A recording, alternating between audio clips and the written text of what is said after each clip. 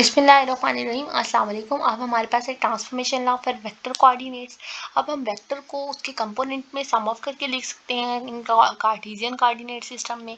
तो हम लिख लेते हैं vector A in the Cartesian coordinate system with basis vector E I. हमने उसको द सम ऑफ करके उसके कंपोनेंट को सम कर लिया। देन हम उसको ए आई ई आई इंडेक्स नोटेशन में लिख सकते हैं। आई 1 2 3 वेरी कर रहा है 1 से 3 तक, तो हम उसको आई कह लेते हैं। तो ई का यूनिट वेक्टर भी 1 से 3 तक वेरी कर रहा है, हम उसको भी ई आई कह लेंगे।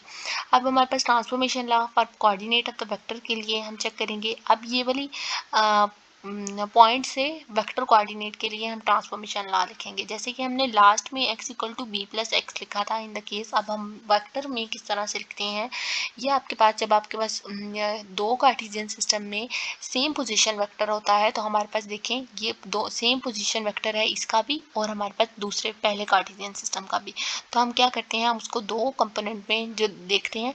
अब हमारे पास जो p और q दो कंपोनेंट है, q कंपोनेंट के अलॉन्ग जो मेरे पास उसका वेक्टर बन रहा है वो y बन रहा है, और इन the case of p component हमारे पास जो उसका वेक्टर बन रहा है वो x कंपोनेंट के अलॉन्ग आ रहा है, q y कंपोनेंट के, और p जो है वो x कंपोनेंट के अलॉन्ग आ रहा है। तो हमने इसको लिख लिया y minus x a into y minus x implies this one.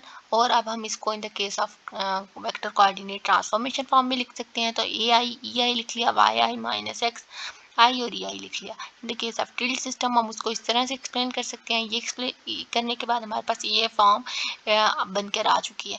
अब हम क्या करेंगे, दोनों साइड से ई आई को कैंसिल कर सकते हैं और हमारे पास ए आई की फॉर्म आ गई वाई आई माइनस एक्स आई।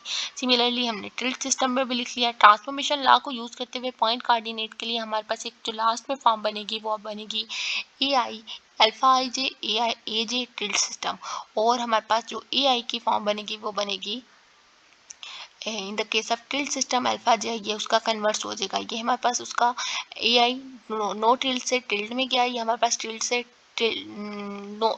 नो टिल्ड में गया, तो हमने इसका कन्वर्स लिख लिया। ये A I in the case of tilde alpha I J था, तो अल्फा जे आई हो गया और ए जे हो गया।